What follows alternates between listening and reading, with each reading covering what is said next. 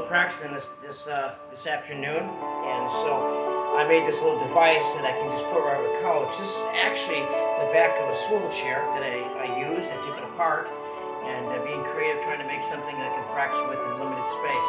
I also took a spring, and I'm always looking for springs.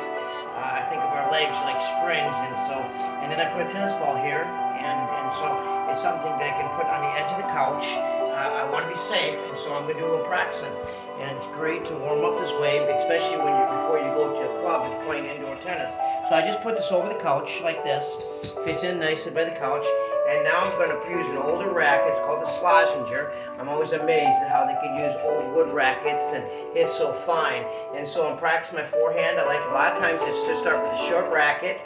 And you see how nice this bounces back, this ball with the spring? It's a great way of loosening up.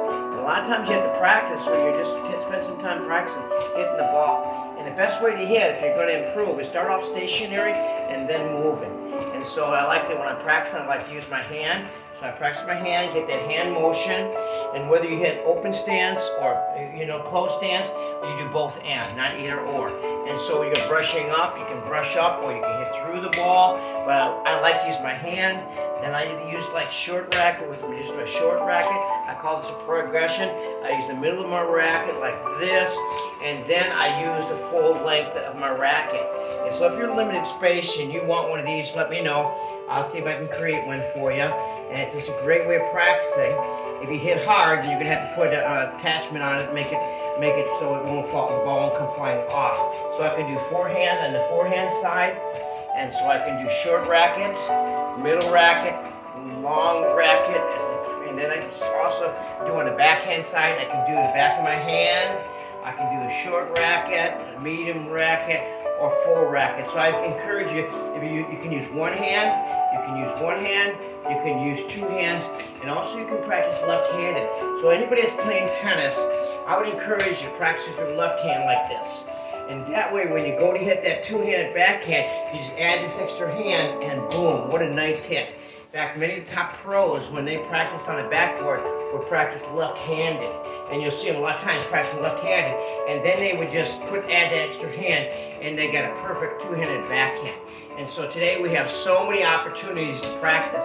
So I hope this is helpful. It's just a good way of practicing before you get to the tennis court. If you're going to an indoor tennis facility, it can be a little bit more expensive, so you want to make sure that you're loose or you practice at home before you ever go onto the court, and you're a lot looser. A lot of times people, what they're trying to do is they're trying to loosen up in the court. You should already be stretched out, you should already be warmed up, ready to hit when you get onto the tennis court. When you're playing a match, if you're playing a tournament, you only get so much time to warm up.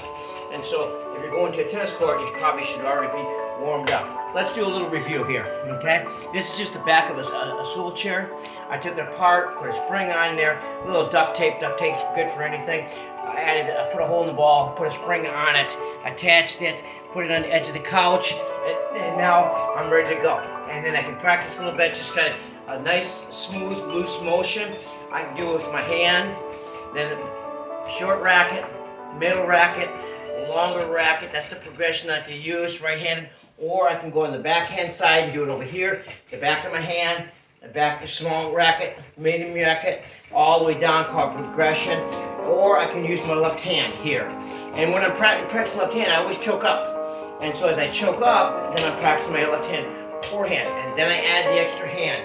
What a beautiful way to practice a two-handed backhand. It's gonna make, and you can practice like hitting open like this, or you can practice sideways. I encourage you to do both, because there's times that you need to hit, where you're completely sideways, okay? Or you're open and you're coming around, you're going to hit the ball and you open yourself up, okay?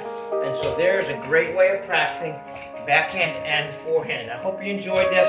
I hope this was helpful.